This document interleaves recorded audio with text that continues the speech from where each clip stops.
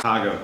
And in this case, coming to what I think is probably one of the greatest cities in the world was a big opportunity for me. So I'd also like to thank you, Julia, and the team for giving us the opportunity to engage the U.S. Roundtable. I'll tell you a little bit about what we do and why it's important here. Over the last 22 years, I've had the chance, and let me also say that this isn't me speaking to you. If you have questions or through the conversation, there's something you want to ask, you should just ask it. I don't want to sit here and talk for 10 minutes and have you fall asleep.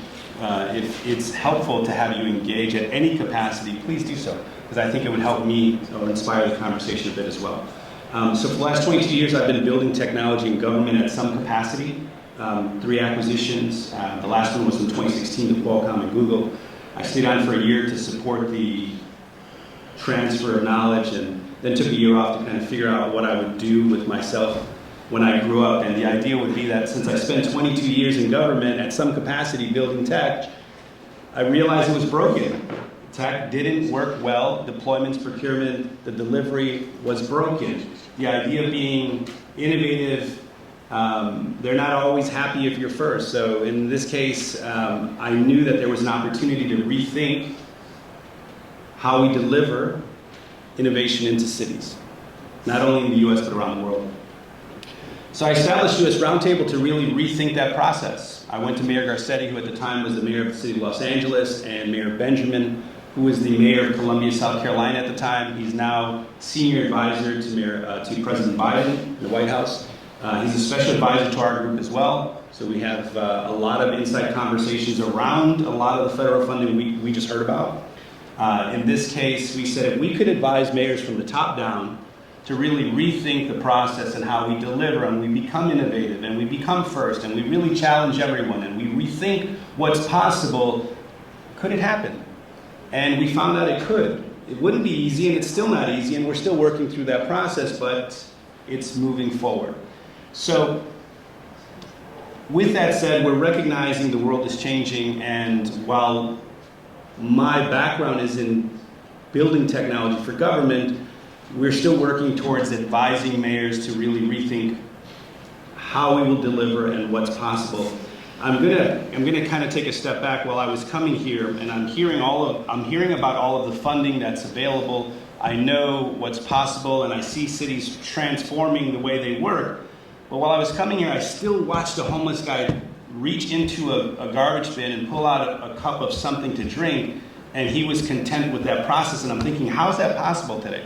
How's that even an option for us with everything we're hearing about in this room today, about the funding and the availability and the transformation of tech and innovation, and even with my title and what we're doing, I'm still watching this happen. I'm thinking, we still have a long way to go. There's still a lot that has to be done.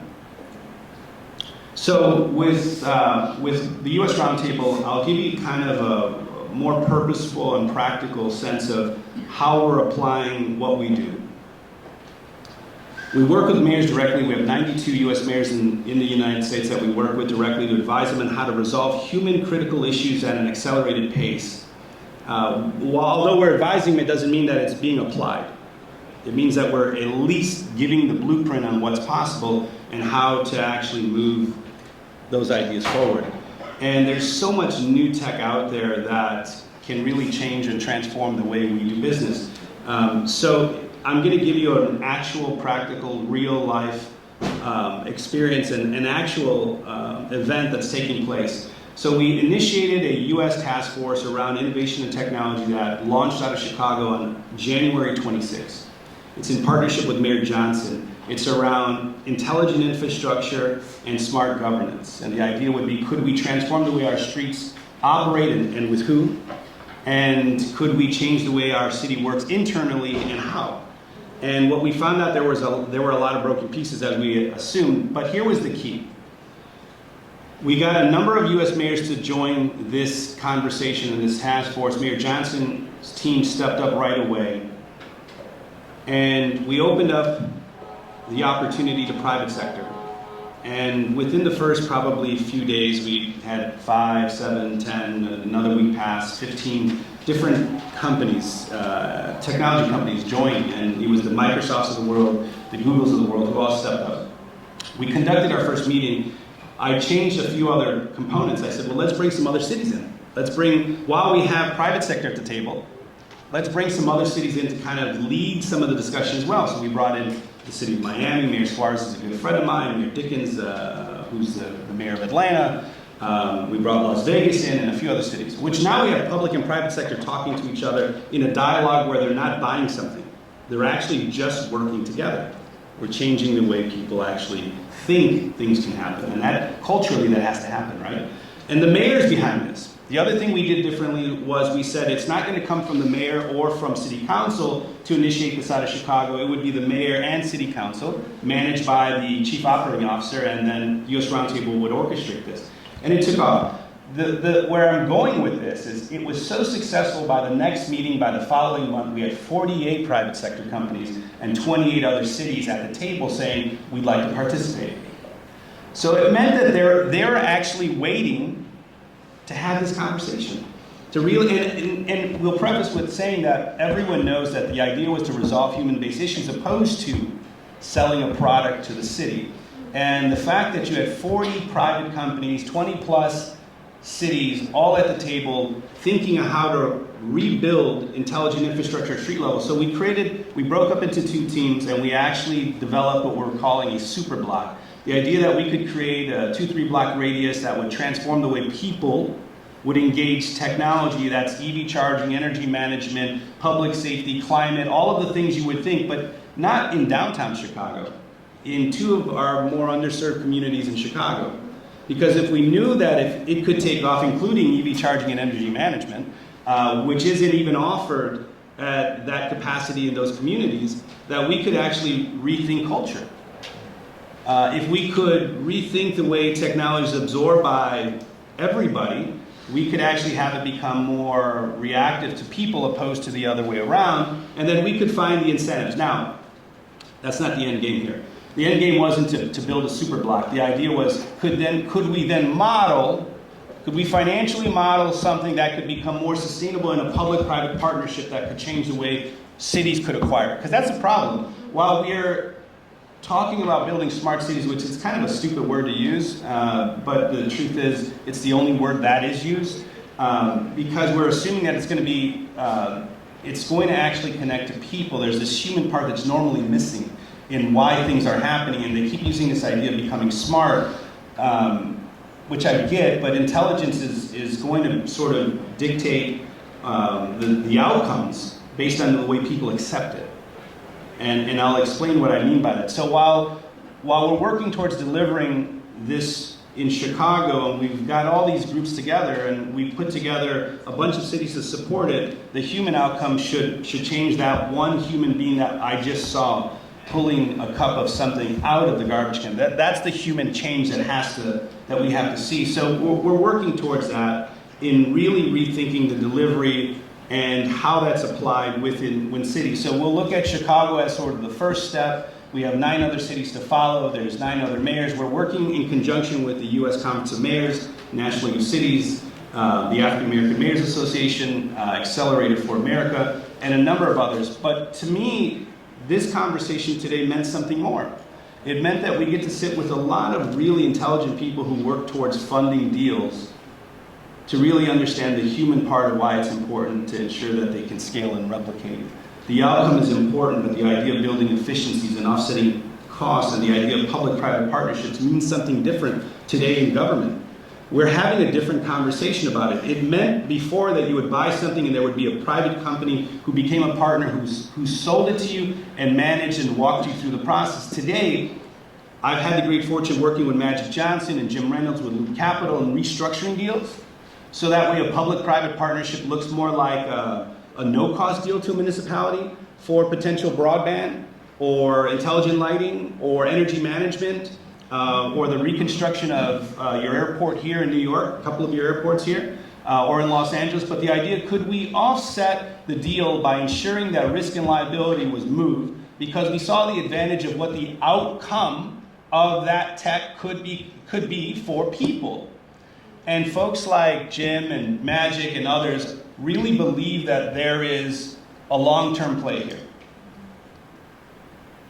And cities are starting to follow it. So I was excited to come here to listen while we work with great companies like JLC with Magic or Loop with Jim, who have really tested the market, or Kurt Summers at Blackstone, again, who are really pushing, again, another individual. I've known all three of those guys for probably 20 years. And they've all leaned into the idea that we can rethink how deals are done. And it's less about, the traditional format of the deal, but it's really thinking out of the box and on what's possible, which I love the fact that we can challenge everyone at the table. And in this case, what we're seeing inside cities, it's not a space at the table, it's actually rebuilding a new table and putting us at the table to really sort of focus on rebuilding. So I'm all about what's possible. I was excited to be here. I hope that some of what I've talked about and the idea that cities are changing, the transformation of our cities are changing, and the tech is leading it. And of course, we saw what NVIDIA did and what the stock looks like with AI kind of leaning in and where we're going with that. We happen to work on the private sector side with NVIDIA and Dell and Cisco and AWS, where we help them understand how to apply those offerings into markets and different cities. So while we're advising mayors, we also have the ability to advise private sector on what they should be thinking about. It's not about the shiny box and sort of the delivery of change with AI, but it's the mom and 3 kids underneath it and the change in their lives and what triggers events that help us build a more sustainable environment to live in. It's happening. It's in front of us, right? So I just would like to, my buddy here raised his hand, and I promised we would keep this open, so let's do this. So return on investment, how do you see that being the major factor in any of this kind, unless it's philanthropic, which is wonderful. We love Bloomberg, right? Don't we love Bloomberg? Everybody loves Bloomberg. Everyone loves Bloomberg, and the cities especially the mayors. The mayors of the cities that we're talking about, most of them is like that. 100%. Return on investment, how does that become the primary mover or shaker in your space, in your world, please? Well, it's the silver bullet. It's like, because if you had that answer for all of them, everybody would be doing it, right? But the truth is, this is where you become creative. This is where all the money guys spend a little money, and they actually put their money where their mouth is to kind of lead the idea of change. What happens is, so let me give you an actual example so we can actually break that. Return on investment, yeah, let's look at it. There's a lot of pension insurance money going into these deals. Instead of 2 or 3 years, it's 15. And let's use smart lighting for an example, because originally it was like the idea of delivering smart lighting in a city was there was an ESCO-based relationship that someone would deliver intelligent LED, and then you put them all over the place, and you would offset costs by, let's say the city was paying $10 million a year, and now they were paying $7 million, and that money, that difference, would go back to the company, and over 15 years they would pay themselves, and at some point they would maybe even split a little bit back to the municipality. That's the general logic in how that works. We're taking that and we're applying it to larger infrastructure-based deals that I'm thinking about, and we're looking at additional formats of potential revenue outside of the cost savings that come back, new revenue that comes back, and then the offset of costs. So if the city budgeted $100 million for X, and I can actually take 30 of that million back because I just changed the way they provide a service, now I have an offset of costs, I have the efficiencies, I have new benefits and new services, I have new infrastructure that now maintains itself for 40 years. So I don't have that general budget cost every year going back in because I just changed it. And the idea that I have additional funding coming back from those services that I just lowered should be enough in most cases, and I'm being very general, but those are the areas: new revenue, new efficiencies, the offset of costs, and the general budget and maintenance and services that are no longer being carried come back. And that should, in most cases, depending on what it is, provide enough value to say, I'm willing to actually do a 15-year deal with a city to rethink the way their streets work with these 5 new technologies. And I actually can see my money come back over 15 and plus. And then there's probably a rev share that I can offer to the city in year 10. So we're seeing a lot of those develop, and we're in the middle of it happening. So I don't, you don't have 50 of them happening, but you could probably call out 10 of them in cities that are actually active and working. Yes, sir. So, when you mentioned Bloomberg, so I sat on his board for 12 years when he was mayor on the Mayor's Fund and the public-private partnerships, and he was probably the only politician at the time that thought about the future, you know, our water system, everything else. And in America, you know, everyone's looking at votes and what can I get done in this 1 and 2 terms that I'll be around, whereas he thought future. And when you take California as an example, you know, on the EVs and during the EVs and charging business and everything, you know, they put the cart before the horse, you know, so General Motors and everyone else trying to produce vehicles. And here in New York City, we have dealerships, they don't want the EVs, the infrastructure's not there. But in California, you know, we have dealers that want those charging systems and everything else, but when they call up the utility company, they say, call us back in 18 months. We can't give you any more power. So you look at ethanol being converted to hydrogen, charging systems, all that stuff that we're involved in.